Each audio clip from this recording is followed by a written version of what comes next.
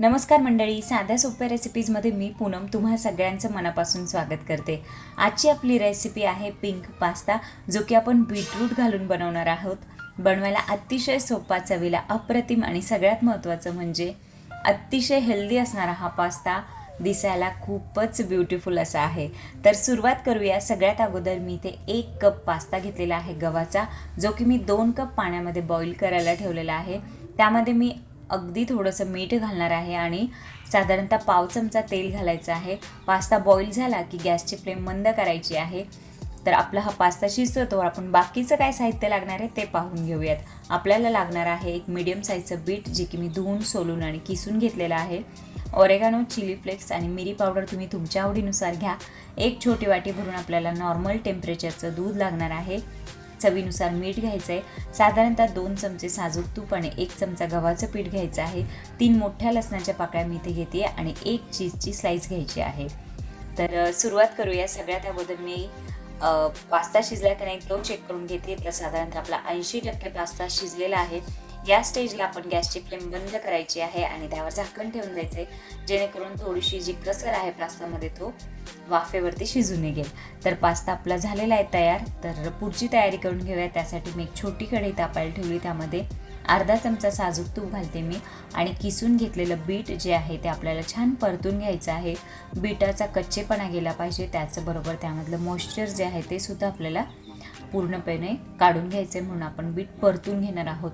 Bit परतताना आपण त्यामध्ये अगदी थोडीशी लसणाची पेस्ट सुद्धा टाकणार आहोत, त्यामुळे छान टेस्ट येते। तर ह्या प्रोसेससाठी आपल्याला साधारणतः 4 ते 5 मिनिट लागतात। तर अशी बीटाची सुकी भाजी आपण बनवून बाजूला ठेवून घेणार आहोत आणि नंतर आपण पास्तासाठीचा सॉस बनवून घेणार आहोत। तर मंडळी, आपण आता बीटरूट वापरतोय ना, तसंच तुम्ही पालकसुद्धा यूज करू शकता। फक्त पालक ब्लांच करून घ्यायचा आणि त्याची प्युरी बनवून घ्यायची आणि नंतर आपण जेव्हा सॉस बनवतो त्यावेळेस आपण बीटाच्या भाजीच्या ऐवजी पालकची प्युरी ॲड करायची। तर मग आपला पालक पास्ता तयार होईल। तर आज आपण बनवतोय बीटरूट पास्ता। त्यासाठी आता मी एक मोठी कढई तापायला ठेवली आणि त्यामध्ये 1.5 चमचा साजूक तूप घालून घेते। 1 मोठा चमचा भरून गव्हाचं पीठ घालायचं आहे। गव्हाचं पीठ मीडियम हीटवर आपल्याला 5 मिनिटासाठी भाजून घ्यायचं आहे आणि नंतर आपण त्यामध्ये लसणाची जी पेस्ट होती ती आपण अर्धी बाजूला ठेवली होती ती सुद्धा ॲड करून घेऊयात आणि लसूणची पेस्ट घातल्यानंतर फक्त 2 मिनिटासाठी परतून घ्या। मिरी पावडर मी इथे घालते, साधारणतः पाव ते अर्धा चमचा। तुम्ही तुमच्या आवडीनुसार कमी जास्त केली तरीसुद्धा चालू शकतं। तर त्यानंतर आपण ह्याच्यामध्ये ॲड करणार आहोत एक छोटी वाटी भरून नॉर्मल टेम्परेचरचं दूध। दूध हे नॉर्मल टेम्परेचरचंच घ्यायचं आहे, जेणेकरून त्यामध्ये गुठळ्या नाही बनत। आणि कन्सिस्टन्सी ॲडजस्ट करण्यासाठी ना आता आपण त्याच्यामध्ये ॲड करतोय 2 छोटी वाटी भरून पास्तामधलं जे वॉटर शिल्लक असेल ना ते ॲड करायचं आहे, जेणेकरून टेस्ट पण छान होते पास्ताची।